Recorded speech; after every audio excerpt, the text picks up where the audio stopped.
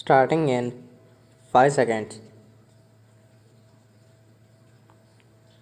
Sir, now the question arises and the amendment which honorable member has brought forward also raise the question, namely to what extent the supremacy of parliament has to be accepted.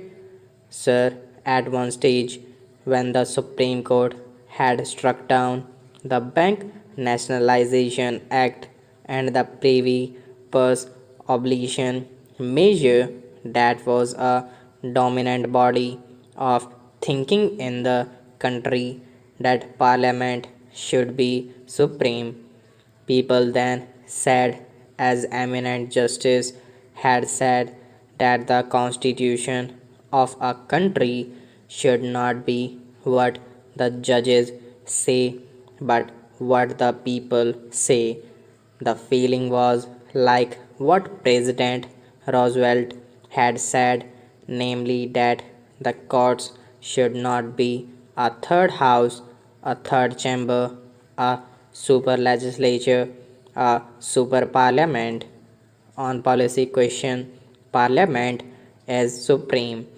Sir, then there has been further thinking on this question, and this constitution amendment bill also raises this question. So far as parliament's power to amend the constitution is concerned, particularly where individual rights are concerned, where property rights are concerned, and where Parliament is passing legislations for the Harijans, for the backward classes, for the scheduled caste, for the small and marginal farmers, for minorities, and so on, that power should be supreme, unchallengeable, and immutable.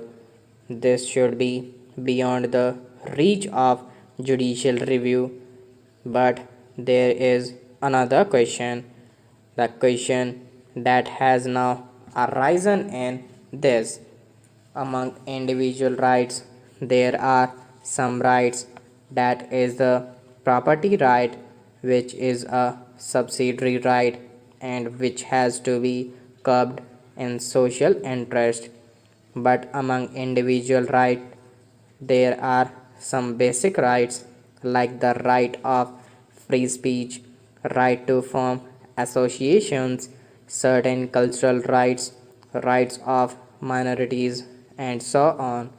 The question therefore arises that when we say Parliament is supreme and Parliament's legislations should not be checked or should not be judicially reviewed or should not be set aside or should not be declared ultra vires the constitution by the courts, then we say that so far as parliament's socio-economic legislations are concerned, like abolishing landlordism, curbing monopolies, curbing restrictive practices, curbing discriminatory practices, curbing exploitation of the weaker and backward sections, and so on. The courts should not come into the picture and they should not be able to interfere. But, sir, so far as the personal rights of the citizens are concerned, that is to say, right of not being detained, etc., require a fundamental thinking in the light of the experience. The latest Constitution Amendment Bill, which has been passed, bases itself on the assumption that there is a basic structure of the Constitution which cannot be touched, the basic structure which enshrines the faith of a secular state, a republican state, a democratic state, a state committed to social change and advancement towards social objectives and social goals. Therefore, this basic structure is there, then the question arises that though Parliament is supreme, yet so far as this basic structure is concerned, whether judicial review is permissible on this question. If Parliament by a majority vote change this basic structure, whether the courts can look into this question. Sir, this is one of the major questions that arise here. This arose when the last Constitution Amendment Bill was passed, and this also arises now in this bill of my friend. The question is, can the courts look into this question? So far, the government have proceeded on the assumption that there is a certain basic structure like the concept of republicanism, concept of secularism, concept of democracy, and so on, which should be immutable. Sir, so far as these things are concerned, I think it is an accepted position. Everybody accepts these are immutable. The question arises, what are the modalities by which we ensure that these are immutable, that democracy is immutable? How do we ensure that those are immutable, that secularism is immutable, that democracy is immutable?